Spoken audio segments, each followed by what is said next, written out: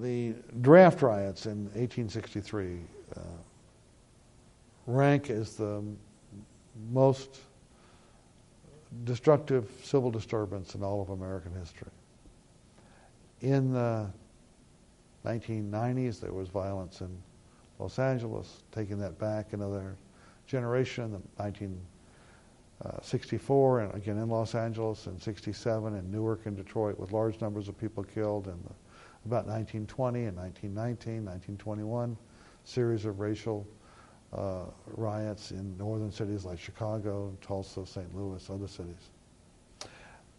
But the one in 1863 in New York was the absolute worst.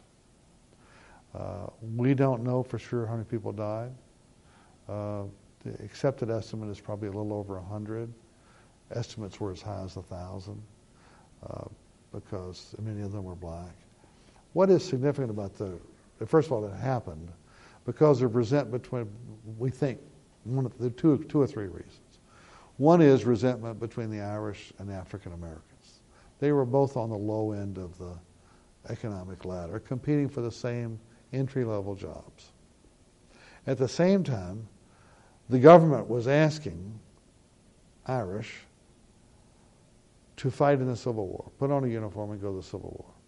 Well, by 1863, it had started, first of all, the war had started 2 years earlier with bands playing and women kissing the soldiers and throwing flowers out there and, proud warriors, and come back with laurels on our head. Well, it turns out that the Civil War is a rather different kind of experience. It's one of the bloodiest events in human history. And by 1863, it was pretty clear that this is no walk on the beach. This was serious business. In July of 1863, just a few days after the Battle of Gettysburg, they were having a lottery. Now, originally, people volunteered for the war. Again, they thought it was going to be kind of fun and glamorous. But after a couple of years, it's not fun and glamorous anymore. So they got to make people go. Well, the way you make people go is you say, well, you're between 18 and 40 or whatever it is, and we're going to pull your name out of a hat and you're going to go. But they didn't have a hat. What they had was a lottery wheel. You can still see them today sometimes on television at night. They're cranking up the lottery wheel and pulling ping pong balls out or whatever with numbers on them. Well, at the time, what they were pulling out were sort of like a business card. And it had the names of all the potentially eligible people. And so, at an appointed hour, they'd crank up the old lottery wheel and somebody would stick their hand in and pull out a number. Edward O'Malley. Okay, record that. And then they pull out another name.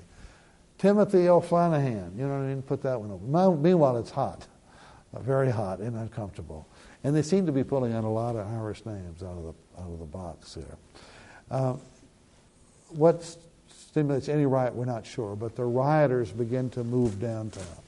The targets, abolitionists who started the war in the first place, people like Horace Greeley of the New York Tribune, who was an advocate of the war, Brooks Brothers, which was already a famous store and represented the kind of rich and powerful. After all, this is not a store where immigrants are likely to be buying their threads, but also blacks. And by the way, police were targets and soldiers, but African Americans were targets.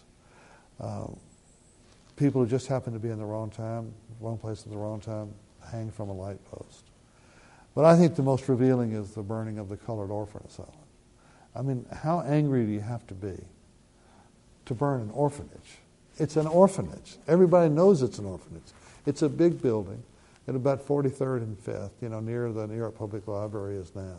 And it's torched as part of the riots. And again, as in the 1741 so-called slave conspiracy, I think it's revealing for what it tells us about anger and frustration at the time, that we still had a long way to go. It's like stealing from a church. It's like, there are certain things you don't do. You won't rape a nun. You don't steal from a church. You don't set fire to an orphanage. I don't care what your attitudes are. That's just some things that ought to be, these are against the rules. This is where we start. Well, they didn't start from that rule. And the fact that they burned the orphanage, which never to be rebuilt, by the way, not in that location, I think tells us a lot about about the time and about racial feeling and about African American life in the city.